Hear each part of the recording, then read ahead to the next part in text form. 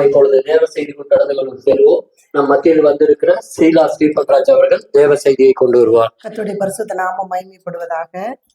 கர்த்தர் நல்லவர் என்பதை ருசித்து பாருங்கள். அவர் மேல் நம்பிக்கை வைக்கிற மனுஷன் பாக்கியவான். கர்த்தர் நல்லவராகவே இருக்கிறார்.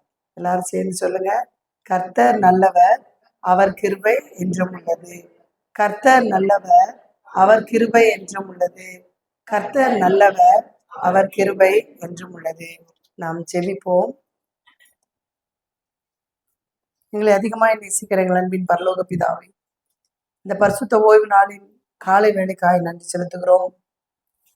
சகோதரர் ஒருமித்து வாசம் பண்ணுவது எத்தனை இன்பமானது என்று சொல்லி நாங்கள் வேதத்துல வாசிக்கிறோம். நாங்கள் உம்முடைய நாமத்தினாலே நாங்கள் ஒன்று கூடி உம்முடைய ஆலயத்திலே நாங்கள் ஆண்டவரே உம்மை ஆராதிக்க, ஆண்டவரே உம்மை துதிக்க, நம்முடைய சத்தியத்தை கேட்க நாங்கள் ஆவலாய் இருக்கிறோம். தேவரே தாமே எங்களோடு கூட இரும். இப்பொழுதும் நீர் பேசுங்க ஆண்டவரே, நாங்கள் கேட்கிறோம். பற்பல தேவைகளின் மத்தியிலே நாங்கள் இந்த இடத்திலே அமர்ந்திருக்கிறவர்களாய் இருக்கிறோம். தேவன் தாமே எங்கள் இருதயத்தின் வேண்டுதல்களை அறிந்து கர்த்தாவே ஏற்ற வசனங்களை கொண்டு எங்களை திருப்திப்படுத்தி எங்களை அனுப்ப வேண்டுமாய் ஜெபிக்கிறோம். துதி கன மகிமை எல்லாவற்றையும் மீறி எடுத்துக்கொள்ளுங்க. அருமை ரட்சகர் இயேசு கிறிஸ்துவின் மூலம் ஜெபம் கேளும் ஜீவனுள்ள நல்ல பிதாவே, ஆமேன் ஆமேன். இந்த நாளிலே நாம் நற்செய்தி பகுதியாக வாசிக்க கேட்ட லூக்கா எழுதின நற்செய்தி நூல் 18ஆம் அதிகாரத்தினுடைய அந்த பகுதியில ஒரு ஒரு 2-3 நிமிஷத்துக்குள்ள நான் முடிக்கிறேன். அடுத்து நான் எடுத்துக்கொண்ட தலைப்பின் கீழாக நான் உங்களோடு பகிர்ந்து கொள்கிறேன். இதுல எரிகோவுக்கு சமீபமாய் இயேசு வரும்போது வழி அருகே ஒரு பிச்சைக்காரர் இருந்தாரு. அவருடைய ஜனங்களுடைய சத்தத்தை கேட்டு இது என்ன அப்படின்னு விசாரிக்கிறாரு. ஏற்கனவே இந்த செய்தியை நான் உங்களோடு பகிர்ந்திருக்கிறேன். ஒரு சில வார்த்தைகள் மாத்திரம். இந்த பகுதியை நம்ம இப்ப வாசிக்க கேட்டோம். இந்த பகுதியில நம்ம கற்றுக்கொள்கிறது என்ன அப்படின்னு பார்க்கும்போது, வாய்ப்பை பயன்படுத்தி கொண்ட குருடன். இந்த இடத்துல கடவுள் போறாரு, தாவீதின் குமாரன் போயிட்டு இருக்கிறாருன்னு தெரிஞ்ச உடனே அவர் என்ன செஞ்சாரு, இந்த சான்ஸை எப்படியாவது நம்ம பயன்படுத்திக்கணும், நமக்கு கண்ணு தரல, இந்த விடுதலையை அவற்றிருந்து பெற்றுக்கொள்ளணும் அப்படின்னு சொல்லி வாய்ப்பை பயன்படுத்தி கொண்ட குருடன். 2வது, அவருக்கு இருந்த தாளந்து, கேட்கிற தாளந்து, பேசுற தாளந்து, கண்ணுதான் தெரியாது, அந்த 2 தாளந்துகளை அவன் பயன்படுத்தினான். கேட்கிறான், ஜனங்களுடைய அந்த பாத நடக்கிற அந்த ஒரு கூட்டம் நம்மளை கிராஸ் பண்ணி போறத தெரிஞ்சுட்டு அவன் காதுல கேட்கிறான். அந்த சத்தத்தை கேட்ட உடனே இது என்னன்னு அவன் விசாரிக்கிறான். இப்படி தேவன் வராரு, இயேசு கிறிஸ்து வராருன்னு தெரிஞ்ச உடனே என்ன செய்யறாரு, தாவீதின் குமாரனே எனக்கு இறங்கும் என்று சொல்லி சத்தமிட்டான் என்று சொல்லி பார்க்கிறோம். அப்போ அவனை பேசுறான். அடுத்து கேட்கிறான், அந்த கூட்டத்துல வர்றாரு தேவன் அறிந்துன்னு தெரிஞ்சுட்டு அவன் சத்தமிட்டு அவனுக்கு இருந்த அடுத்த தாளந்து பேசுறான். இயேசுனுடைய நாமத்தை சொல்லி கூப்பிடுறான். கூப்பிடுறப்போ என்ன நடக்குது, அங்க சில தடைகள் வருது. நிறைய நேரங்கள்ல நம்ம தேவனை ஆராதிக்க, தேவனை தொழுது கொள்ள, தேவனுடைய அந்த பிரசன்னத்துல அல்லது அவருடைய அந்த ஆசீர்வாதத்தை பெற்றுக்கொள்வதற்கு நிறைய தடைகள் இருக்கும்.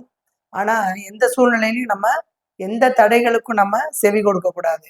அந்த வசனத்தை பார்க்கும்போது எனக்கு இறங்கும் என்று மிகவும் அதிகமாய் கூப்பிட்டான் என்று சொல்லி பார்க்கிறோம். முதல்ல தாவீதின் குமாரனே எனக்கு இறங்கும் சொல்லி கூப்பிட்டான் என்று சொல்லி பார்க்கிறோம். அவங்க எல்லாரும் அவனை அதட்டின பிறகு மறுபடியும் தாவீதின் குமாரனே எனக்கு இறங்கும் என்று மிகவும் அதிகமாய் கூப்பிட்டான் என்று சொல்லி பார்க்கிறோம். கர்த்தரை தேடுகிற விஷயத்துல நம்ம குறைபடவே கூடாது. தேவன் வர்றாரு, பக்கத்துல வராரு, உனக்கு என்ன வேணும்னு கேட்கிறாரு, நான் பார்வையடையணும்னு சொல்றான். உடனே என்ன செய்யறாரு, நீ உன் விசுவாசத்தின்படியே உனக்கு, அதாவது இயேசு கிறிஸ்துவை நோக்கி நீ பார்வையடைவாயாக, உன் விசுவாசம் உன்னை ரட்சித்தது. நீ என்ன விசுவாசத்தோடு நீ என்ன தேடுனியோ அதன்படி அந்த ஆசீர்வாதம் உனக்கு கிடைக்குது அப்படின்னாரு. தொடர்ந்து பார்க்கும்போது அவன் விடுதலை பெற்று தேவனுக்கு மகிமைப்படுத்தி கொண்டே அவருக்கு பின் சென்றான் என்று சொல்லி அந்த நன்மைகளை நாம் நினைவு கூறுவோம். இந்த வேளையில இந்த குருடனை மாத்திரமல்ல, நம்முடைய வாழ்க்கையில நிறைய அதிசயங்களையும் அற்புதங்களையும் தேவன் செஞ்சிருக்காரு. இப்போ இவனுக்கு எப்படி ஒரு வாழ்க்கை இருண்ட வாழ்க்கையா இருந்துச்சு, உலகத்தினுடைய அதிசயங்களை எல்லாம், தேவனுடைய சிருஷ்டிப்பையெல்லாம் பார்க்க முடியாத ஒரு சூழ்நிலை, தேவனை தேடி அதுல இருந்து ஒரு பெரிய ஆசீர்வாதத்தை பெற்றுக்கொண்டு விடுதலையோடு இந்த உலகத்தின் ஆசீர்வாதத்தை கண்டு அனுபவித்தான். இப்படியா நம்முடைய வாழ்க்கையில, நம்முடைய வாழ்க்கையினுடைய இந்த நிமிஷம் வரைக்கும் நம்ம சற்று பின்னால திரும்பி பார்க்கும்போது எத்தனையோ அதிசயமான காரியங்களை தேவன் நடத்தி இருக்கிறார். இந்த நாள்ல கூட நம்ம சாட்சியை கேட்டோம். நம்மளால இது எப்படி, எனக்கு செலவுக்கு இல்லை, காசுனா எப்படி இதை ஃபேஸ் பண்ணுவேன், இப்படி நமக்கு வேணா ஒரு சின்ன அமௌண்ட் வந்து இது இவ்வளவுதானான்னு யோசிக்கலாம். இப்போ அவங்க நிலைமையில இருக்கிறப்போ அது ஒரு கடினமான பாதை. அந்த பாதையை நம்ம எப்படி கடந்து போவோம் அப்படின்னு நெருக்கப்படுகிற சூழ்நிலையில தேவனை நோக்கி பார்க்கும்போது கர்த்தர் ஒரு பெரிய விடுதலையை தருகிறார், ஒரு பெரிய சமாதானத்தை தருகிறார். இந்த நாளிலே நாம் உங்களோடு பகிர்ந்து கொள்ளும்படியான தலைப்பு, நீ திருப்தியான வாழ்க்கை வாழ்வது எப்படி. நம்முடைய வாழ்க்கையில திருப்தியா இருக்கமா? ஒவ்வொரு நாளும் நம்முடைய வாழ்க்கையில போதும், பரவாயில்ல, கர்த்தர் எனக்கு கொடுத்த இந்த ஆசீர்வாதம் போதும் அப்படிங்கிற ஒரு திருப்தியோட நம்ம இருக்கமா? நம்ம யோசிச்சு பார்ப்போம். என்னுடைய வாழ்க்கையில நான் நினைக்கும் போது நிறைய கர்த்தர் எனக்கு கேட்கிற காரியங்கள் எல்லாம் கொடுத்துட்டே இருக்கேன். இந்த வசனம் எனக்காகத்தான் நான் எடுத்துக்கொண்டேன், இந்த தலைப்பு எனக்காகத்தான் நான் எடுத்துக்கொண்டேன். இந்த வாழ்க்கையில நான் திருப்தியா இருக்கேனா, போதும்னு இருக்கேனா, கர்த்தருடைய ஆசீர்வாதத்துல நான் திருப்தி அடைந்தவனா இருக்கேனா அப்படின்னு சொல்லி பார்க்கும்போது அது எப்படி நமக்கு கிடைக்குதுன்னு சொல்லிதான் இந்த நாள்ல நம்ம சிந்திக்க போறோம். சங்கீதம் 90:14 வாசிக்கும் போது, நாங்கள் எங்கள் வாழ்நாள் எல்லாம் கலிகூர்ந்து மகிழும்படி காலையிலே எங்களை உமது கிருபையால் திருப்தியாக்கும். நாங்க வாழ்நாள் எல்லாம், ஜீவனுள்ள நாளெல்லாம், இந்த உயிரோடு நம்ம இந்த உலகத்துல ஜீவிக்கிற நாளெல்லாம் நான் சந்தோஷத்தோடு, நான் மகிழ்ச்சியோடு நான் கலிகூறணும் அப்படின்னா, நீ காலையிலே எங்களுடைய அதிகாலையிலே எங்களை உமது கிருபையினால திருப்தி ஆக்கும், உமது கிருபையினால திருப்தி ஆக்கும். காலையில நம்ம திருப்தி இல்லாம நம்ம அந்த நாளை தொடர்ந்தோம்னா எப்படி இருக்கும்னு சொல்லி உங்க அநேகருக்கு தெரியும். இப்பவும் கூட அப்படிதான் ஓடிட்டு இருக்கோம். திருப்தி இல்லாம இந்த நாள்ல இதை முடிச்சிட முடியுமா, நம்ம இந்த நாள்ல இதை நம்மளால முடியுமாங்கிற கேள்விக்குறியோட தான் நம்ம ஒவ்வொரு நாளும் வாழ்க்கையை தொடர்ந்துட்டு இருக்கோம். திருப்தியற்ற உலகத்துல வாழ்ந்துட்டு இருக்கோம். மோசே சொல்லும் போது, வாழ்நாளெல்லாம் கலிகூர்ந்து மகிழும்படி காலையிலே உம்முடைய கிருபையினால எங்களை திருப்தியாக்கும். திருப்தியற்ற உலகத்துல வாழ்ந்து கொண்டிருக்கிறோம். முதலாளிக்கு வேணா முதலாளி கொடுக்குற சம்பளம் நமக்கு பத்த மாட்டேங்குது, அதுல திருப்தி இல்லாம இருக்கும். ஒருவேளை அரசு அதிகாரிகள், ஊழியர்கள், இன்னும் அரசியல் தலைவர்கள், இப்படியாக நம்ம பார்க்கும்போது அவர்களும் அவங்களுடைய சம்பாத்தியத்துல திருப்தி இல்லாம தான் அடுத்து நம்ம நிறைய நேரம் நம்ம சிந்திச்சிருக்கிறோம். நமக்கு போதும் அப்படிங்கிற எண்ணம் இல்லாததுனாலதான் நிறைய பிரச்சனைக்குள்ள பிரச்சனைக்கு ஆளாகிறாங்க. இப்படியாக நம்ம திருப்தி இல்லாததுனாலதான் நிறைய பாவங்கள் நமக்குள் வருவதற்கு அது காரணமா இருக்குது. பார்க்கும்போது கண்களின் இச்சை, மாம்சத்தின் பெருமை, மாம்சத்தின் இச்சை, ஜீவனத்தின் பெருமை, இது எல்லாவற்றிலும் நமக்கு ஒரு திருப்தி இல்லாததுனாலதான் பாவம் நமக்குள்ள வர்றதுக்கு காரணமா இருக்குது. ஆனா தேவ பிள்ளைகளாகி நாம் எப்படி இருக்கணும் அப்படின்னா, திருப்தி உள்ளவர்களாய், மனரம்யம் உள்ளவர்களாய், சந்தோஷமான வாழ்க்கை வாழணும். இந்த வாழ்க்கையை தான் நம்ம கற்றுக்கொள்ள போறோம். மோசே அருமையா ஜெபிக்கிறாரு. இந்த வசனம் மோசேயுடைய ஜெபந்தான். நாங்கள் எங்கள் வாழ்நாள் எல்லாம் கலிகூர்ந்து மகிழும்படி காலையிலே எங்களை உமது கிருபையினால் திருப்தியாக்கும். நம் ஆண்டவர் நம்ம திருப்தியாக்கும் வரையில நம்மளை ஆசீர்வதிக்கிறவர். ஆசீர்வதிக்கிறதுக்கு தான் பிரியம். கர்த்தர் இஸ்ரவேலை ஆசீர்வதிக்கிறது தான் கர்த்தருக்கு பிரியம். அவர் சொல்றார், வானத்தின் பலகணிகளை திறந்து இடங்கொள்ளாமல் போக மட்டும் உங்களை ஆசீர்வதிப்பேன்னு சொல்லி வாக்குத்தத்தம் பண்ணியிருக்கிறார். அவர் அளந்து கொடுக்கிற தேவன் அல்ல, அள்ளி கொடுக்கிற தேவன். அப்படிப்பட்ட தேவனை தான் நீங்களும் நானும் ஆராதித்து கொண்டிருக்கிறோம். தேவ பிள்ளைகள் நாம் எப்பொழுதும் மனரம்யமாய் இருக்க கற்றுக்கொள்ள வேண்டும். குறைவிலும் பற்றாக்குறையிலும் கூட திருப்தியான வாழ்க்கை வாழ்வதுதான் கர்த்தருக்கு பிரியம் என்று சொல்லி பார்க்கிறோம். அப்படி நம்ம எந்த சூழ்நிலையிலும் நம்முடைய காரியங்களை குறித்து முறுமுறுக்காதபடி, சோர்ந்து போகாதபடி நம்ம என்ன செய்யணும், உள்ளதுல திருப்தியோடு சந்தோஷத்தோடு வாழ வேண்டும் என்பதுதான் தேவனுக்கு பிரியமானது. அநேகர் நமக்கு கொடுத்த ஆசீர்வாதத்தை நினைக்காம மற்றவங்களுக்கு கொடுக்குற ஆசீர்வாதத்தை மாத்திரம் பார்த்து நமக்கு அது இல்லையே, நமக்கு இது இல்லையேன்னு சொல்லி நிறைய நேரம் சோர்ந்து போறோம்.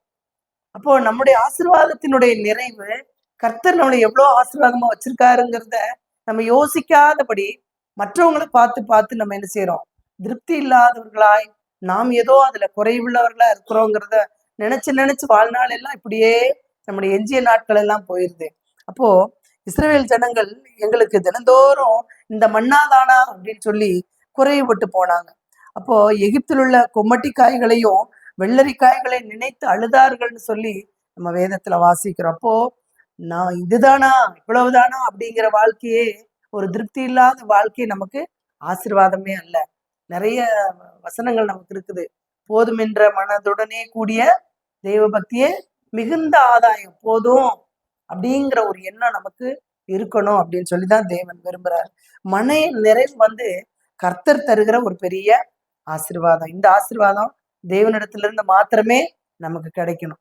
ஒருத்தன் இந்த அநேக முறை நீங்க கேள்விப்பட்டிருப்பீங்க, ஒருத்தன் இந்த இந்த இடத்த நீ சுதந்திரித்து கொள்ளு, நீ எவ்வளவு தூரம் ஓடிட்டு வர்றையோ குறிப்பிட்ட நேரத்துக்குள்ள அந்த இடம் முழுசும் உனக்கு சொந்தமானதுன்னு சொல்லிட்டு அந்த முதலாளி சொல்றாரு. இப்போ வேலைக்காரன் உடனே சரின்னு சொல்லிட்டு, அப்படியா, அவனால நம்பவே முடியல, நான் எவ்வளவு தூரம் ஓடுறனோ அவ்வளவு தூரம் எனக்கு சொந்தமா அப்படிங்கிற ஒரு ஆசையில என்ன செய்யறான், ஓட ஆரம்பிக்கிறான். அவர் சொல்றாரு முதலாளி, இந்த குறிப்பிட்ட நேரத்துக்குள்ள மறுபடியும் நீ இந்த இடத்துக்கு வந்துடணும், நீ எவ்வளவு தூரம் ஓடி முடிச்சுட்டு வந்திருக்கியோ அந்த அந்த இடம் உனக்கு சொந்தம் அப்படின்னு. அப்ப இவன் ஓடுறான் ஓடுறான், அவனுக்கு அந்த நேரத்தை அவன் யோசிக்கல. அவனுடைய ஆசை இன்னும் இந்த இடத்த சுதந்திரிக்கணும், இன்னும் இந்த இடத்த சுதந்திரிக்கணும்னு சொல்லிட்டு ஓடிக்கிட்டே இருக்கா. டைம் முடிஞ்சிருச்சு. என்ன ஆச்சுங்க, முதலாளி சொன்ன அவர் என்ன சொன்னார், வந்திருக்கணும்னு சொன்னார். அவனுடைய ஆசை முடிவே இல்லை, போயிட்டே இருக்கு. அதனால சுதந்திரிக்க முடியாம போய்விட்டது. இப்படிதான் பல நேரங்கள்ல தேவனோட கொடுத்திருக்கிற ஆசீர்வாதத்தை, தேவன் நமக்கு கமிட் பண்ணி இருக்கிற அந்த ஆசீர்வாதத்தை நம்ம அனுபவிக்க முடியாதபடி நம்ம ஓட்டம் உலகத்துக்குள்ளேயே நம்ம என்ன செஞ்சிடறோம், ஓடி போயிடுறோம். இன்னும் இன்னும் இன்னும் இன்னொன்னு இன்னும் இன்னும் இன்னொன்னே நம்ம ஓடிட்டு இருக்கோம். ஆனா ஒவ்வொரு நிமிஷமும் தேவன் கொடுக்கிற ஆசீர்வாதத்தை வச்சு நம்ம அனுபவிக்கிற நாட்கள் அப்படிங்கறத நம்ம நிறைய நேரம் மறந்து போறோம். ஏசாயா தீர்க்கதரிசி சொல்றாரு, ஏசாயா 55:2, நீங்கள் அப்பமல்லாததற்காக பணத்தையும் திருப்தி செய்யாத பொருளுக்காக உங்கள் பிரயாசத்தையும் செலவழிப்பானேன். நீங்கள் எனக்கு கவனமாய் செவி கொடுத்து நலமானதை சாப்பிடுங்கள், அப்பொழுது உங்கள் ஆத்துமா கொழுமையான பதார்த்தத்தினால் மகிழ்ச்சியாக்கும். அப்போ நீங்க எனக்கு செவி கொடுங்க, நலமானது சாப்பிடுங்க, அப்போ உங்களுடைய ஆத்துமா கொழுமையான பதார்த்தத்தினால மகிழ்ந்திருக்கும் அப்படின்னு. மத்தேயு 14:20 வாசிக்கும் போது, வனாந்திரத்துல இயேசு பிரசங்கம் முடித்த பிறகு 5 அப்பத்தையும் 2 மீனையும் கொண்டு 5000 பேருக்கு போஷித்தாரு. அவர்கள் அதை சாப்பிட்டு திருப்தி அடைந்தார்கள் என்று சொல்லி பார்க்கிறோம். நாம் உடைக்காகவும் உணவுக்காகவும் கவலைப்பட வேண்டிய அவசியமே இல்லை. நமக்கு என்னென்ன தேவை அப்படிங்கிறத நம்முடைய பரமபிதா அறிந்திருக்கிறார். அன்றன்றுள்ள அப்பத்தை எங்களுக்கு இன்று தாருன்னு சொல்லி நம்ம ஒரு நாள் நம்முடைய ஜெபத்துல சொல்றோம். அன்றன்றுள்ள உணர்ந்து சொல்றோமா, அன்றன்றுள்ள அப்பத்தை எங்களுக்கு இன்று தாரும் அப்படின்னு சொல்லி ஒவ்வொரு நாளும் நம்முடைய ஜெபத்துல நம்ம சொல்றோம். அந்த விசுவாசத்தோடு நம்ம தேவன் நமக்கு தருவார் அப்படிங்கிற ஒரு விசுவாசத்தோடு அந்த திருப்தியோடு நாம் வாழ்வோம். இப்ப திருப்தியற்ற இந்த உலகம், என் பணத்தினுடைய பிரியன் வந்து எவ்வளவு பணம் கிடைச்சாலும் அவனுக்கு போத மாட்டேங்குது. செல்வம் சேர்க்கணும், இன்னும் நிறைய வீடு கட்டணும், அப்படி ஆஸ்திகள் சம்பாதிக்கணும் அப்படின்னு நினைக்கிறவன் எவ்வளவு ஆஸ்திகள் அவனுக்கு கிடைச்சாலுமே அதுல அவனுக்கு திருப்தி இல்லை. விபச்சார பிரியன் வந்து வேசித்தனத்தினால திருப்தி ஆகுறான்னா அதுலயும் இல்லை. குடிகாரை குடிச்சு திருப்தி ஆகுறான்னா அதுலயும் இல்லை. இந்த வசனத்தை வாசிக்கும் போது ஒவ்வொரு நாள், இப்ப நான் ஏற்கனவே சொல்லியிருக்கேன், எங்க வீட்டு பக்கத்துல டாஸ்மார்க் இருக்குன்னு. டெய்லி ஒரு 9-9:15 ஒரு சவுண்ட் வரும், பைக் சவுண்டு. ஒரே ஒருத்தன் தான் டெய்லி வர்றான். அப்ப டெய்லி அவன் குடிக்கிறான். ஒரு 2 நாளைக்கு ஒரு தடவை கூட குடிக்கல, டெய்லி குடிக்கிறான். அந்த அவனோட பைக் சவுண்டு ஒரு டிஃப்ரெண்டான சவுண்டு. வந்து அவன் திரும்புறப்ப அந்த சத்தம் கேட்கும். எங்க குட்டி பாப்பா, என் பேத்தி சொல்லுவா, அம்மா பூச்சாண்டின்னு சொல்லுவா, பூச்சாண்டின்னு. அப்போ அந்த சத்தத்தை கேட்கும் போது எனக்கு ரொம்ப வேதனையா இருக்கும். யாரோ வந்துட்டு போறாங்க, டெய்லி ஒரு பெருங்கூட்டம் வந்துட்டு போயிட்டு இருக்குது. ஆனா நம்ம உணரும்படியா ஒண்ணு நடக்குது. என்னன்னா, ஒருத்தன் டெய்லி வரான், ஒருத்தன் அவனுக்கு குடியில அவனுக்கு திருப்தியே இல்லை, டெய்லி குடிச்சாலும் கூட அவனுக்கு திருப்தி இல்லாத வாழ்க்கையை வாழ்ந்துட்டு இருக்கான். அப்போ இப்படிப்பட்ட சந்தோஷத்தை நோக்கி இந்த உலகம் ஓடிக்கிட்டு இருக்கு, நிரந்தரம் இல்லாத சந்தோஷத்தை நோக்கி ஓடிக்கிட்டு இருக்குது. யோபு பக்தன் சொல்றாரு, அவருக்கு ஒரே நாள்ல மிருக ஜீவன் அத்தனையும் இழந்தாரு, பிள்ளைகளையும் இழந்தாரு. ஆனா தேவனுக்கு விரோதமா அவர் முறுமுறுக்கவே இல்லை. அவருடைய சிந்தை கர்த்தர் மேல வச்சிருந்ததுனால யோபு சொன்ன வார்த்தை, கர்த்தர் கொடுத்தார் கர்த்தர் எடுத்தார், கர்த்தருடைய நாமத்துக்கு ஸ்தோத்திரம் அப்படின்னு சொல்லி அவர் தேவனுக்கு மகிமை செலுத்தினாராம். யோபுவை போல அந்த மனப்பக்குவம் நமக்கு இருக்குமா? கலவரம் பண்ணி ஓடி அழுது கூப்பாடு போட்டு நாம மாத்திரமல்ல, நம்ம கூட ஒரு பெருங்கூட்டத்திலே சேர்த்துருவோம். அவ்வளோ பெரிய பிரச்சனை, அவ்வளோ பெரிய ஒரு இழப்பு நடந்தாலும் கர்த்தருக்குள்ள எவ்வளவு சந்தோஷத்தோட கர்த்தர் கொடுத்தார், கர்த்தர் எடுத்தார், கர்த்தருடைய நாமத்துக்கு ஸ்தோத்திரம் என்று சொல்லுகிறார். அதுபோல ஆபகுக் தீர்க்கதரிசியும் பவுலும் சொல்றாங்க. அவருடைய புத்தகத்துல எழுதுறாங்க. ஆபகுக்கு 3ஆம் அதிகாரம் 17-18 வாசிக்கும் போது, அத்திமரம் துளிர்விடாமல் போனாலும், திராட்சை செடிகள் பலனுண்டாகாமல் போனாலும், ஒலிவ மரத்தின் பலன் அற்று போனாலும், வயல்கள் தானியத்தை விளைவியாமற் போனாலும், கிடையில் ஆட்டு மந்தைகள் முதலற்று போனாலும், தொழுவத்திலே மாடு இல்லாமல் போனாலும், நான் கர்த்தருக்குள் மகிழ்ச்சியாயிருப்பேன், என் ரட்சிப்பின் தேவனுக்குள் களி கூறுவேன் என்று சொல்லி ஆபகுக் தீர்க்கதரிசி சொல்றாரு. அதுபோல அப்போஸ்தலனாகிய பவுல் சொல்றாரு பிலிப்பியர் 4:11-12, குறைச்சலினால் நான் இப்படி சொல்லுகிறதில்லை, ஏனெனில் நான் எந்த நிலையில் இருந்தாலும் மனரம்யமாய் இருக்க கற்றுக்கொண்டேன். தாழ்ந்திருக்கோம் எனக்கு தெரியும், வாழ்ந்திருக்கோம் எனக்கு தெரியும்.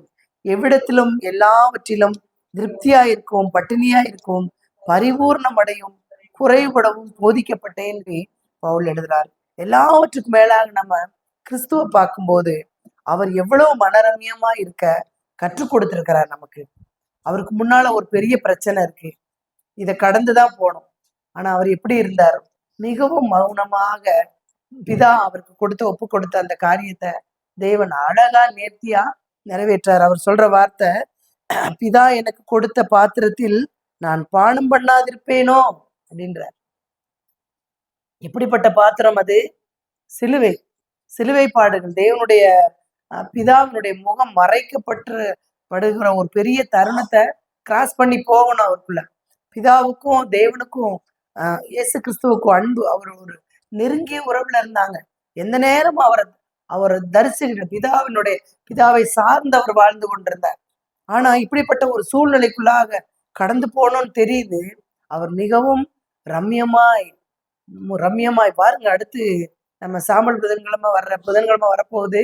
அடுத்து நம்ம சிலுவை பற்றிய தியானத்துல நம்ம இருப்போம். அப்ப அதுக்கு முன்னால பார்க்கும்போது தேவன் எவ்வளவு அழகாய் எவ்வளவு நேர்த்தியாய் இந்த காரியங்களை எல்லாம் கடந்து போனார். அவருக்கு என்ன இருந்துச்சு அப்படின்னா, நரிகளுக்கு கூலிகள் இருந்துச்சு, அவருக்கு தலை சாய்க்க இடம் இல்லைன்னு பாக்குறோம். அவருக்கு ஒண்ணு வேடு இருந்துச்சா? இல்ல. அவருடைய கல்லறை கூட ஒரு இரவல் கல்லறைன்னு பாக்குறோம். ஆனாலும் இந்த உலகத்துக்குரிய காரியத்துல எதை குறித்தும் அவர் அதிகமா யோசிக்காதபடி ரட்சிப்பின் காரியத்துல மாத்திரம் தேவன் அனுப்பின அந்த காரியத்தை மாத்திரம் நம்ம முடித்து செல்லணும் அப்படிங்கிற ஒரு தாகத்தோடு அவர் இந்த உலகத்துல வாழ்ந்தார். கடைசியில உங்களுடைய சித்தத்தின்படி ஆக கடவுதுன்னு சொல்லி ஒப்பு கொடுக்கிற ஒரு சூழ்நிலையை இந்த தேவன் நமக்கு கற்றுக் கொடுத்திருக்கிறார். இந்த நாள்ல நாம் முதலாவது பார்க்கக்கூடிய தலைப்பு, கிருபையினால திருப்தி. திருப்தி எப்படி நமக்கு கிடைக்குது?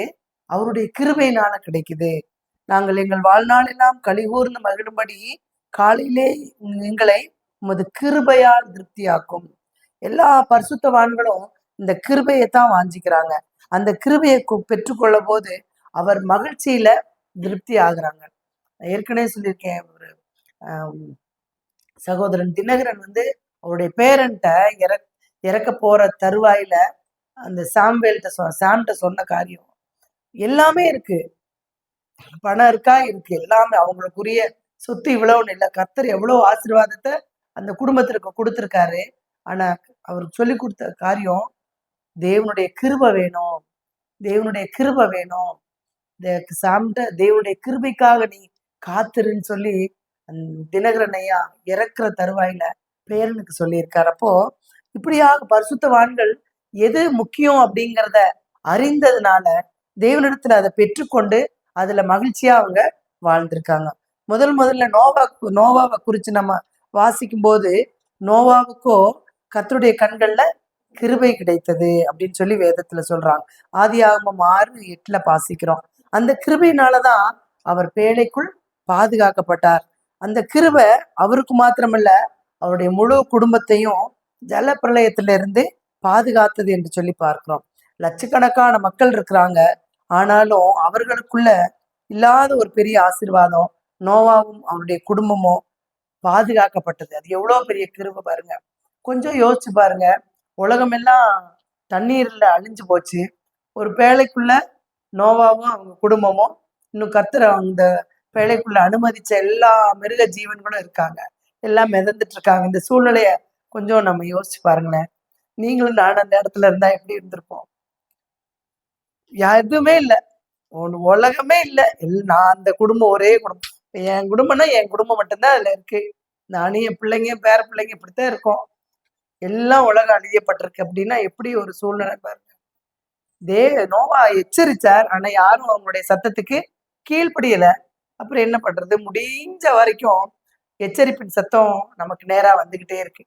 நம்ம அந்த தருணத்தை பயன்படுத்தி கொள்ளணும். அந்த வார்த்தைகளை, எச்சரிப்பின் வார்த்தைகள் இல்ல, தேவனுடைய வார்த்தைகள் நம்முடைய இருதயத்தோடு பேசக்கூடிய காரியங்களை நம்ம கீழ்ப்படிந்து செவி கொடுக்கும் போது கர்த்தருடைய சமூகத்துல பாதுகாப்பு நமக்கு கிடைக்குது. நோவா அந்த பேழையில, இந்த மிதக்கிற பேழையில பார்க்கும்போது, கற்பனையில பார்க்கும்போது அந்த அவங்க குடும்பமா நல்லா ஜாலியா பாட்டு பாடி துதிச்சிருப்பாங்க அப்படின்னு சொல்லி பார்க்கிறோம். நம்ம யோசிக்க முடியுது. அடுத்து பார்க்கும்போது லோத்து கூட கர்த்தருடைய கண்கள்ல லோத்துவுக்கு கூட கிருபை கிடைச்சது. சோதோம் குமாரனுடைய அழிவிலிருந்து லோத்து பாதுகாக்கப்பட்டார். ஆதியாகமம் 19:19 வாசிக்கும் போது, கண்களில் அடியேனுக்கு கிருபை கிடைத்ததே, என் பிராணனை காக்க தேவரீர் எனக்கு செய்த கிருபையை பெரிதாக விளங்க பண்ணினீர் அப்படின்னு சொல்லி தேவ கிருபையில திருப்தி அடைந்தார் என்று சொல்லி பார்க்கிறோம். நோவாவுக்கு கிடைத்தது, லோத்துவுக்கு கிடைத்தது. அடுத்து பார்க்கும்போது மரியாளுக்கும் பாருங்க, அன்றைக்கு கோடிக்கணக்கான பெண்கள் இருந்தாங்க. ஆனா தேவதூதன் மரியாளை வாழ்த்தும் போது எப்படி வாழ்த்துறாருன்னு பார்க்கும்போது, கிருபை பெற்றவளே வாழ்க, கிருபை பெற்றவளே வாழ்க அப்படின்னு சொல்லி வாழ்த்துறாரு. இயேசுவை தன்னுடைய கற்பத்துல சுமக்கிறது எவ்வளவு பெரிய பாக்கியம். அப்ப அந்த கிருபையை மரியாள் பெற்று கொண்டிருக்கிறார். காரணம், தாழ்மை உள்ளவருக்கு தேவன் கிருபை அளிக்கிறார். காலைதோறும் அவருடைய கிருபை புதிதா இருக்குது. ஒவ்வொரு நாளும் நம்ம காலையில எழும்பி ஜெபிக்கும் போது காலைதோறும் உடைய கிருபை புதிதா இருக்கிறது. அதிகாலையில் தேடுகிறவன் என்னை கண்டடைவான். இப்படி வசனத்தை சொல்லி சொல்லி அவருடைய கிருபைக்காக நாம் காத்திருக்க வேண்டும். தேவ பிள்ளைகளே, கிருபைகளை பெற்றுக்கொள்ளணும், கிருபைகளை சார்ந்து கொள்ளணும், கிருபையில பெருகணும். கிருபையினால நாம் திருப்தி ஆகும், கிருபையினால் நாம் திருப்தி ஆகும். அடுத்து பார்க்கும்போது ஆலயத்தின் நன்மையினால் திருப்தி. இதனால நம்ம எல்லாரும் இந்த ஆலயத்துல அமர்ந்திருக்கிறோம். சங்கீதம் 65:4 வாசிக்கும் போது, உம்முடைய பிரகாரங்களில் வாசமா இருக்கும்படி நீர் தெரிந்து கொண்டு சேர்த்து கொள்ளுகிறவன் பாக்கியவான். உம்முடைய பரிசுத்த ஆலயமாகி உமது வீட்டின் நன்மையினால் திருப்தி ஆகும். கட்டாய தேவ ஆலயத்துக்குள்ள வந்தவங்க ஏதாவது ஒரு காரியத்துல ஒரு பதில் கிடைக்காம போனதே இல்லை. எத்தனை பேர் இந்த நான் சொல்றது நீங்க விசுவாசிக்கிறீங்க? எத்தனையோ தேவையின் மத்தியில் நம்ம ஆலயத்துக்கு வருவோம். பிரசங்கம் நடக்கும், 1/2 மணி நேரம், 1 மணி நேரம், 3/4 மணி நேரம் பிரசங்கம் நடக்கும். ஆனா கர்த்தர் நம்ம உள்ளத்தின் ஆழத்துல இருக்கிற ஒரு கேள்விக்கு சரியா கரெக்டா ஆன்சர் கொடுப்பாரு. அது இவ்வளவு நேரம் நம்ம செய்தியை கேட்டாலும் கர்த்தர் எனக்கேற்ற ஒரு நல்ல பதில கொடுத்தாரு அப்படிங்கிற நம்பிக்கையோட நம்ம போறவங்கல எத்தனை பேர் நம்ம இருக்கோம்? அந்த அனுபவம் நமக்குள்ள எத்தனை பேருக்கு இருக்குது? எனக்கு இருக்குது. நான் நிறைய இன்னும் 1 மணி நேரம் மெசேஜ்னா 3/4 மணி நேரம் ஓடி இருக்கும். ஆனாலும் என்னுடைய கேள்விக்கு பதில் கிடைக்காம இருந்திருப்பேன். ஆனா அடுத்து 15 நிமிஷம் பிரேயர்ல, அடுத்து 15 நிமிஷம் மெசேஜ்ல கர்த்தர் எனக்கு வேண்டிய பதில, என்னுடைய இருதயத்தின் தேடுதலுக்கு ஏற்ற வார்த்தையை, இந்த செய்தியை தேவனுடைய தாசன் மூலம் நமக்கு கிடைக்கும். இப்படியாக இது எங்க கிடைக்கும் அப்படின்னா தேவனுடைய ஆலயத்துலதான் கிடைக்கும். மத்த எந்த இடத்துலயும் நமக்கு தேவையான இந்த திருப்தியான வாழ்க்கை, நம்ம இந்த உலக வாழ்க்கையில திருப்தியோடு நம்ம வாழணும் அப்படின்னா வேற எந்த இடத்துலயும் இந்த பதில் நமக்கு கிடைக்காது. அதுக்காகத்தான் சொல்றாரு, ஆலயத்தின் நன்மையினால திருப்தி அடையணும். அப்போ கர்த்தருடைய ஆலயத்துக்கு போவதால நன்மை. எதனால நன்மைனா, ஆலயத்துக்கு வருவதனால இந்த நன்மை கிடைக்குது. கர்த்தருடைய ஆலயத்துல சகோதரர்கள் ஒருமித்து வாசம் பண்றோம். ஒரு காரியத்துக்காக நம்ம எல்லாரும் ஒருமனப்பட்டு ஜெபிக்கிறோம். ஏதாவது ஒரு பிரச்சனையா, ஏதாவது சூழ்நிலைகள் எப்படி இருக்குது, ஒவ்வொரு குடும்பத்தினுடைய சூழ்நிலைகள், தேவைகள் எல்லாம் அறிந்தவர்களா? ஒரு காரியத்தை குறித்து எல்லாருக்கும் தெரியும். எனக்கு இந்த அனுப்பர்பாளையம் இந்த சபையை குறித்து எனக்கு ரொம்ப சந்தோஷம். எல்லாம் ஒரு குடும்பமா இருக்கீங்க. ஒருத்தர் லீட் பண்றத அப்படியே ஒபே பண்றீங்க. எந்த கருத்து வேறுபாடும் உங்களுக்குள்ள இல்ல. அப்போ தேவனுடைய பிரசன்னத்தை அதிகமா இந்த இந்த சபை அனுபவித்திருக்கிறத நான் ஆரம்பம் முதல் கொண்டே உணர்ந்திருக்கேன். ஐயா பால்ராஜ் ஐயா இருக்கிறது நாள்ல இருந்து இந்த நாள்ல இந்த இந்த அந்த என்ன கல்வெட்டை பாக்குறப்போ 2016 ஐயா நம்மளை விட்டு கடந்து போனாரு. 2016 அவரு கடந்து போன அந்த நாள்ல நான் தியாலஜி எக்ஸாமுக்காக அரசனடியில இருக்கேன். இப்ப நம்ம இந்த ஒரு கூடுகையில ஒரு நல்ல ஒரு லீடர்ஷிப்ல அழகா நம்ம இந்த திருச்சபை நடத்தப்பட்டு இருக்கு. அது நிமித்தமாகத்தான் நம்ம எல்லாரும் எல்லா சூழ்நிலைகளிலும் ஒருமித்து இருக்கிறோம். எல்லா காரியங்களையும் தேவன் வெற்றி சிறக்க பண்ணுகிறார்.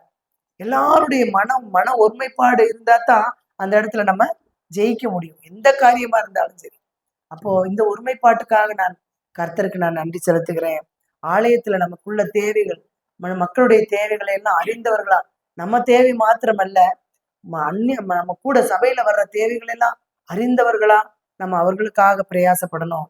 அவர்களுக்காக நம்ம ஜெபிக்கிறது அவசியமா இருக்குது. நிறைய பேர்கிட்ட நம்ம தெரியும், நம்ம போய் அட்வைஸ் பண்ணி நம்ம போய் அவங்கள கைட் பண்றதா, அது நம்மளை ஏத்துக்குவாங்களா அப்படிங்கறதெல்லாம் நினைக்காதீங்க. உங்களுக்குள்ள, உங்களுடைய சகோதரருக்குள்ள, உங்களை நெருங்கிய உங்களுடைய சொந்தத்துக்குள்ள, இந்த நட்புக்குள்ள, இந்த ஆலய உறவுகளுக்குள்ள உங்களுக்கு எந்த காரியம் உங்களுக்கு மனசுக்குள்ள படுதோ அதை கட்டாயம் மற்றவர்களோட பகிர்ந்து கொள்ளுங்கள். யாராவது ஒருத்தர் தேவையின் மத்தியில அல்லது வியாதியின் மத்தியில இருந்தாங்கன்னா கட்டாயம் அவங்களுக்கு என்ன செய்யுங்க, கைட் பண்ணுங்க. கர்த்தர் உங்களோடு பேசுகிற காரியத்தை நீங்க அவங்களோட பகிர்ந்து கொள்ளுங்க. போன வாரத்துக்கு முந்தின வாரம் நினைக்கிறேன், கோயம்புத்தூர்ல ஒரு செய்தி நீங்க எல்லாரும் படிச்சிருப்பீங்க, யூடியூப்ல பார்த்துருப்பீங்கன்னு நினைக்கிறேன். ஆலயத்துல பிரப் சர்ச்சுன்னு நினைக்கிறேன், ஆலயத்துக்கு வந்த ஒருத்தர் மனைவிக்கு கேன்சரு, 2 வருஷமா அவங்களுக்கு ட்ரீட்மெண்ட் எடுத்துட்டு இருக்காங்க. பாத்தீங்க இந்த மெசேஜ் கேட்டீங்களா யாரும்? 2 வருஷமா ட்ரீட்மெண்ட் எடுத்துட்டு இருக்காங்க, எந்த பலனும் இல்லை. கடைசியில அவர் என்ன பண்ணிட்டாரு, ஒரு பொண்ணு 10 வயசு அந்த குழந்தைக்கு, அவங்க குடும்பமா இனி மனைவிக்கு இது சுகமா ஆக மாட்டேங்குது, இவ்வளவு ட்ரீட்மெண்ட் எடுத்துட்டு இருக்கோம், கஷ்டப்படுறாங்கன்னு தெரிஞ்சு என்ன செஞ்சுட்டாங்க, அந்த உலகத்துல வாழ்றதுக்கே இஷ்டம் இல்லாம ஒரு வீடியோ எடுக்கிறாரு. செல்போன்ல செல்ஃபி மாதிரி எடுத்து ஒரு வீடியோ எடுக்கிறாரு.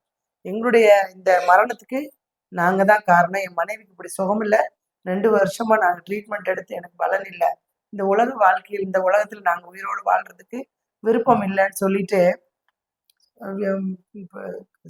ரெக்கார்ட் பண்ணிட்டு எங்களை வந்து போஸ்ட்மார்ட்டத்துக்கு கொடுக்காதீங்க, எரிக்க கொடுக்காதீங்க, இந்த கல்லறையில எங்களை அடக்கம் பண்ணுங்கன்னு சொல்லி போட்டிருக்காங்க. இப்போ இந்த வார்த்தை எனக்கு ரொம்ப ஆழமா பாதிச்சது. காரணம், அவங்களுக்கு சரியான கைடன்ஸு கிடைக்கல. ஆனா கர்த்தரை அறிந்த பிள்ளைங்க இப்படிப்பட்ட சூழ்நிலையில இந்த உலகத்துக்குள்ள, அந்த அம்மாவுக்கு உடம்பு முடியல, கர்த்தர் அவங்களுக்காக என்ன இன்னும் வச்சிருக்காருன்னு தெரியல. எத்தனையோ பேர் சாட்சிகளை நம்ம கேட்டிருக்கோம், எத்தனையோ கர்த்தர் அற்புதத்தை அதிசயத்தை செஞ்சிருக்காரு. அப்போ இந்தப்பட்ட சூழ்நிலைகளுக்குள்ள போகக்கூடாது, போகிற சூழ்நிலைக்குள்ள வரவிடாதபடி ஒரு சரியான கைட்னஸ் அவங்களுக்கு கிடைக்காததுனால அந்த குடும்பத்தை நம்ம இழந்திருக்கோம். நம்ம போய் ஒருத்தவங்களுக்கு அட்வைஸ் பண்றதா, நம்ம போய் என்ன செய்ய போறோம்னு தயவு செய்து எந்த சூழ்நிலைக்கும் யாரை பத்தி தெரிஞ்சிச்சுன்னா நீங்க விட்டுறாதீங்க. கட்டாயம் அவர்களுக்கு தேவன் கொடுக்குற ஆலோசனைகளை பகிர்ந்து கொள்ளுங்கள். ஏன்னா ஆத்மா விலையேற பெற்றது. ஒவ்வொரு ஆத்மாவும் தேவனுக்கு மாத்திர சொந்தமானது, தேவனுடைய ராஜ்யத்துக்கு போகணும். இப்படி நம்மளா தீர்மானிக்கிற மரணம் எல்லாம் கர்த்தருடைய சமூகத்துக்கு போகாது, அதுக்கு நம்ம கணக்கு கொடுக்கணும். ஸோ நம்ம ரொம்ப ஆத்மாவை குறித்த பாரம் நமக்கு கரிசனை அதிகமா இருக்கணும். அப்ப இதுக்காகத்தான் நம்ம கடவுள் நம்ம எல்லாத்தையும் இந்த இடத்துல ஒண்ணு சேர்த்திருக்காரு. நம்ம பிரச்சனைகளை சொல்லி நம்ம ஜெபித்து இதுல இருந்து விடுதலையை நம்ம இந்த இடத்துல பெற்றுக்கொள்றது. அநேக ஆத்மாக்கள் இந்த பரிசுத்த ஆலயத்தை இன்னும் தேவனுக்கு நம்ம இந்த இடத்துல இருந்து தெரியப்படுத்துகிற எல்லா காரியத்தையும் தேவன் அநேக ஜெபத்துக்கு இந்த இடத்துல பதில் கொடுத்திருக்கிறார். ஜெபிக்கும் போது, நாம் கண்ணீரோடு ஜெபிக்கும் போது ஆமென்றும் ஆமேன் என்றும் தேவன் இந்த இடத்துல பதில் கொடுத்திருக்கிறார். அந்த விசுவாசத்தோடு நம்ம இந்த இடத்துல ஜெபிக்கணும். இது நம்ம எந்த தேவையோடு நம்ம வந்திருக்கிறோமோ ஆலயத்துக்கு நாம் வந்து நாம் அந்த தேவைக்காக நாம் வேண்டுதல் செய்வது அவசியமா இருக்கிறது. ஆலயத்தினுடைய நன்மையினால திருப்தி ஆகும். அதுதான் தேவன் இந்த இடத்துல இருந்து நமக்கு கிடைக்கக்கூடிய ஆசீர்வாதம். எப்படியாவது கோயிலுக்கு போயிடணும், எவ்வளவு தடை வந்தாலும் கோயிலுக்கு போயிடணும்னு நிறைய பேர் சொல்லி கேள்விப்பட்டிருப்போம். காரணம் என்னன்னா, அவங்களுக்கு கிடைச்ச அந்த ஆசீர்வாதம், அவங்களுக்கு கிடைச்ச ஒரு பெரிய நிம்மதி. அதைத்தான் அவங்க சொல்றாங்க. இந்த நாள்ல நாம் ஆலயத்துக்கு நாம் வருவதை, சபை கூடி வருவதை விட்டு விடாதீர்கள் என்று சொல்லி வேதம் சொல்லுகிறது. அன்னாள் தேவனுடைய ஆலயத்துல தன் இருதயத்தை ஊற்றினாள் என்று சொல்லி பார்க்கிறோம்.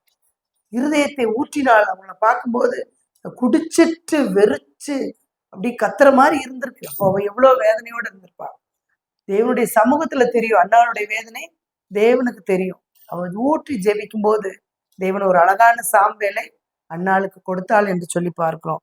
ஏசாயா தேவனுடைய ஆலயத்துக்கு வந்து மகிமையின் ராஜாவை கண்ணார கண்டு அவர் அவர் அந்த சந்தோஷப்படுறார், அதிசயிக்கிறார். என் ரட்சணியத்தை என் கண்கள் கண்டது அப்படின்னு சொல்லி. மாத்திரமல்ல, அந்த இடத்துலதான் அவருக்கு ஊழிய அழைப்பு கிடைச்சிருக்கு. ஊழியர் செய்யணுங்கிற அழைப்பு ஆலயத்துலதான் ஏசாயாவுக்கு கிடைச்சிருக்கு. 18 வருடம் கூனியாய் இருந்தவள் தேவாலயத்துக்கு வந்து இயேசுவின் இடத்துல அற்புதம் பெற்று கொண்டாள். அதுபோல பிறவி சப்பானி தேவாலயத்தினுடைய அலங்கார வாசல்ல அமர்ந்திருக்கும் போது பேதுரு அவரை பார்த்து அவரை தூக்கி இயேசுவின் நாமத்தினாலே சொஸ்தமாக்கினார் என்று சொல்லி நாம் பார்க்கிறோம். அப்போ கர்த்தருடைய கண்கள் தேவாலயத்துக்கு வருபவர்களை கூர்ந்து நோக்குகிறது. அவர் தம்முடைய வஸ்திரத்தினுடைய தொங்கலால தேவாலயத்தை நிரப்பி வஸ்திரத்தின் ஓரத்தையாகிலும் தொடுபவர்களுக்கு அற்புதங்களையும் அடையாளங்களையும் செய்தருளுகிறார். இப்போ எப்படியாவது எனக்கு ஒரு விடுதலை கிடைக்கணும் அப்படிங்கிற விசுவாசத்தோடு நம்ம தேவாலயத்துக்கு வரும்போது கர்த்தர் விடுதலையோடு நாம் பயணிக்க கர்த்தர் கிருபை செய்வார். கர்த்தருடைய ஆலயத்துல ஏராளமான நன்மைகள் உண்டு. திருப்தியாகும் மட்டும் கர்த்தர் அந்த நன்மைகளை நமக்கு கொடுப்பார். சபை கூடி வருதலை விட்டுவிடாமல் ஒருவருக்கொருவர் புத்தி சொல்ல கடவீர்கள் என்று சொல்லி எபிரேயர் 10:25 வாசிக்கிறோம்.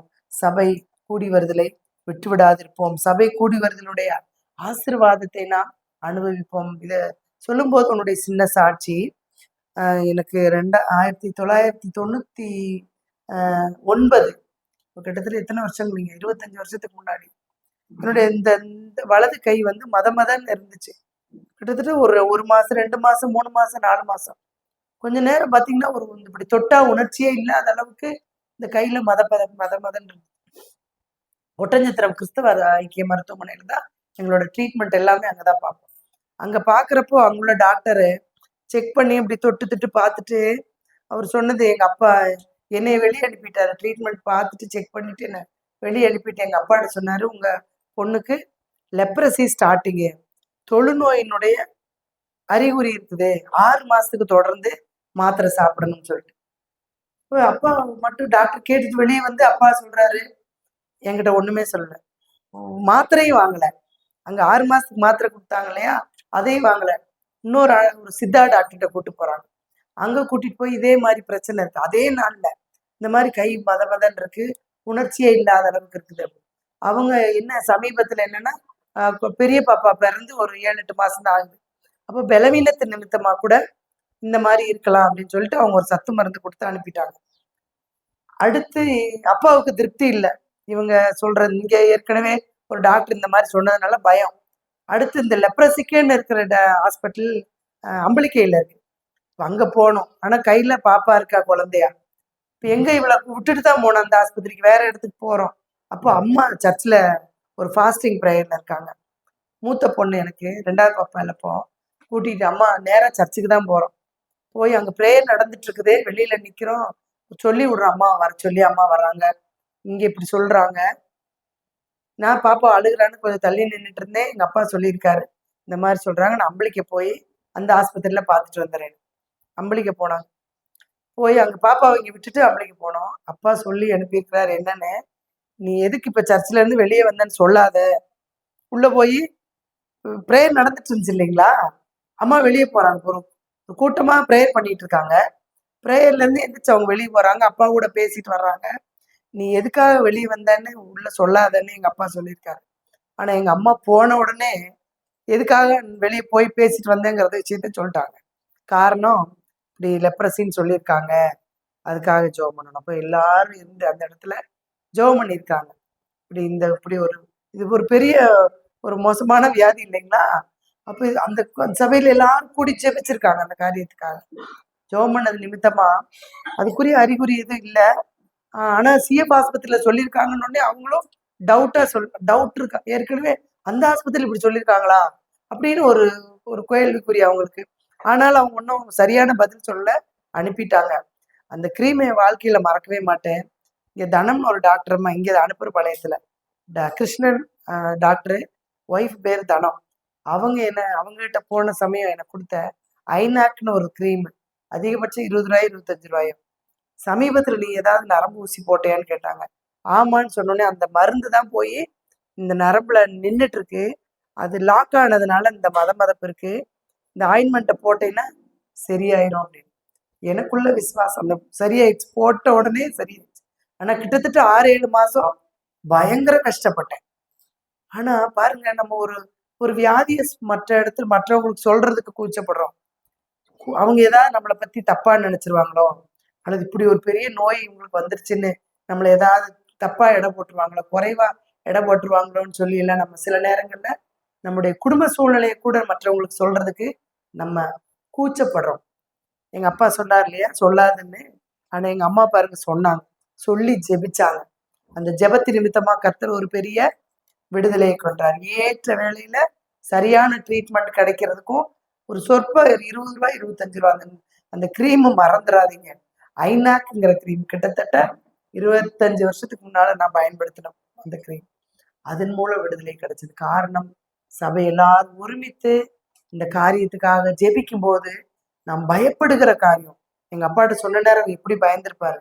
என் பிள்ளைக்கு தொழுநோயா, லெப்ரசின்னா அது எவ்வளவு, என் பிள்ளைக்கு தொழுநோயா அப்படின்னா எவ்வளவு வேதனை இருந்திருக்கும். அப்போ இப்படிப்பட்ட பயப்படுற காரியத்துல இருந்து தேவன் ஒரு பெரிய விடுதலையை கொடுக்கிறார்.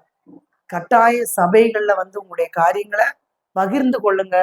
சபையாய் கூடி நாம் ஜெபிக்கும் போது கர்த்தர் பெரிய விடுதலையை தருகிறார். அடுத்து நாம் கடைசியாக நாம் பார்க்க இருக்கிற தலைப்பு ஆகாரத்தினால் திருப்தி. கிருபையினால திருப்தி, சபை கூடி வருதுனால நமக்கு திருப்தி கிடைக்குது. அடுத்து ஆகாரத்தினால திருப்தி. சங்கீதம் 81:16 வாசிக்கும் போது, உச்சிதமான கோதுமையினால் அவர்களை போஷிப்பார், கண்மலையின் தேனினால் உன்னை திருப்தியாக்குவேன். அன்றாட வாழ்க்கையில நம்ம ஜீவனோடு இருக்கணும் அப்படின்னா நமக்கு ஆகாரம் தேவை. நம்மளுடைய உழைக்க, நம்ம பலன் கொள்றதுக்கு, நோய் இல்லாம நம்ம வாழ்றதுக்கு, இந்த உடம்புல ஒரு எதிர்ப்பு சக்தி உருவாகணும் அப்படின்னா டெய்லி நமக்கு ஒரு சத்தான ஆகாரம் நமக்கு தேவை. இயேசு சொல்றாரு, எண்ணத்தை உண்போம் எண்ணத்தை குடிப்போம் அப்படின்னு சொல்லி நீங்க ஜீவனுக்காகவும் எண்ணத்தை உடுப்போம் அப்படின்னு சொல்லி உங்களுடைய சரீரத்துக்காகவும் கவலைப்படாதீங்க. ஆகாரத்தை பார்க்கிலும் ஜீவனும் உடையை பார்க்கிலும் சரீரமும் விசேஷித்தவைகள் அல்லவா அப்படின்னு சொல்லி மத்தேயு 6:25 சொல்லப்பட்டிருக்குது. அவர் உன் அப்பத்தையும் உன் தண்ணீரையும் ஆசீர்வதிப்பார், உன் கூடையும் மாப்பிசைகிற உன் தொட்டியும் ஆசீர்வதிக்கப்படும் என்று சொல்லி யாத்ராகமம் 23:25 வாசிக்கிறோம். அடுத்து நம்ம வாசிக்கும் போது, அவர் உங்களை புல்லுள்ள இடங்களில் மேய்த்து அமர்ந்த தண்ணீர்கள் அண்டையில் உங்களை கொண்டு போய் விடுகிறார்னு சங்கீதம் 23:2 வாசிக்கிறோம். வேதத்துல ரூத் அப்படிங்கிற ஒருத்தவங்களை பத்தி நமக்கு நன்கு தெரியும். கணவனை இழந்த சூழ்நிலையில இஸ்ரவேல் தேசத்துக்கு போவாஸ் அப்படிங்கிற ஒரு மனிதனுடைய வயல்ல வேலை செய்கிறான். வேதம் சொல்லுது, அவள் சாப்பிட்டு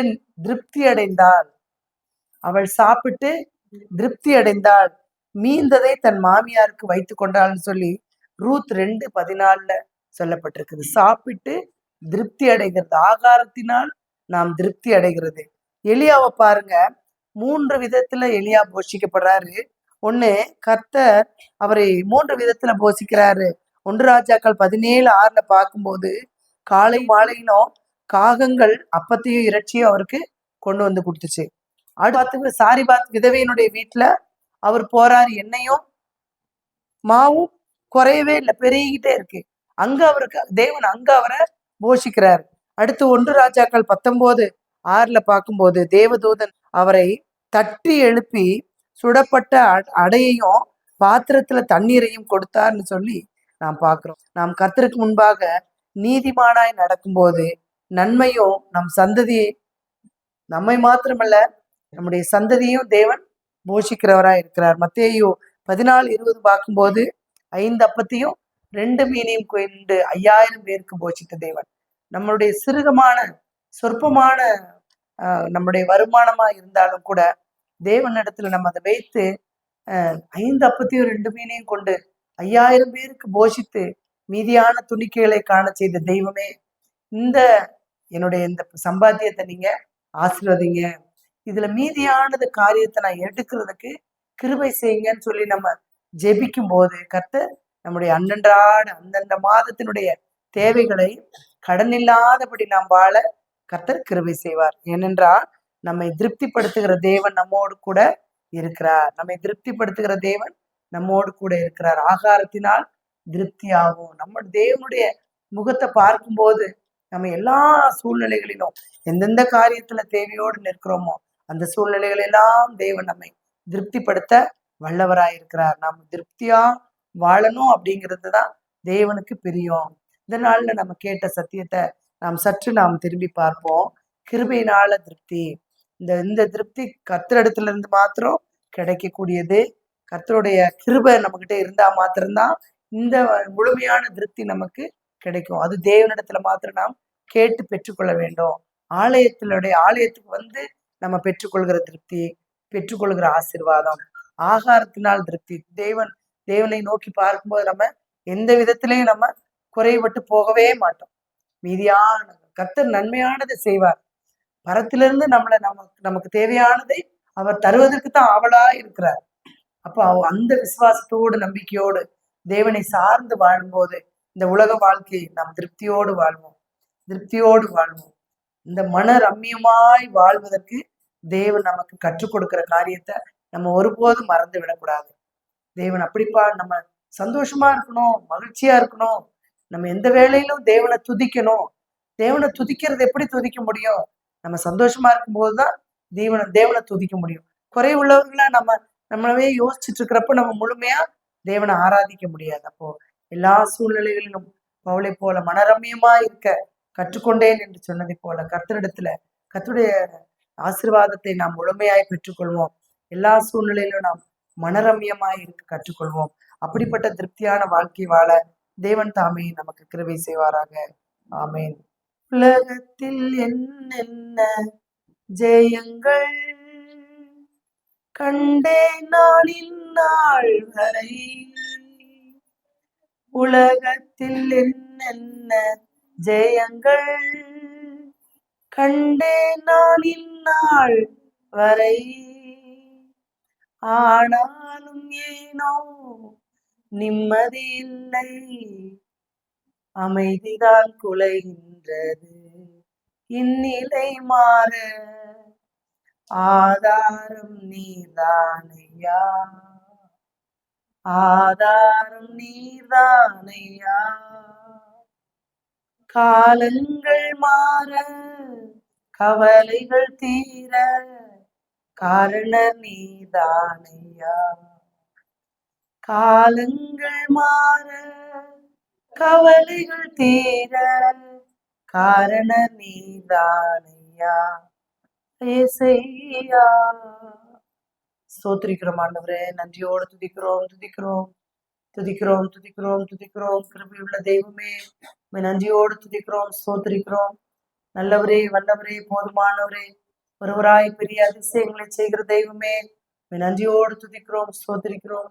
வாக்கு கடங்காத பெருமூச்சுகளோடு வேண்டுதல் செய்யும் ஆவியானவரே, நன்றியோடு துதிக்கிறோம், ஸ்தோத்திரிக்கிறோம். கத்தாவே ஸ்தோத்திரம். கத்தாவே, எங்களுக்காக இந்த உலகிலே மானுட மகனாய் பிறந்த தெய்வமே, நன்றியோடு துதிக்கிறோம், ஸ்தோத்திரிக்கிறோம்.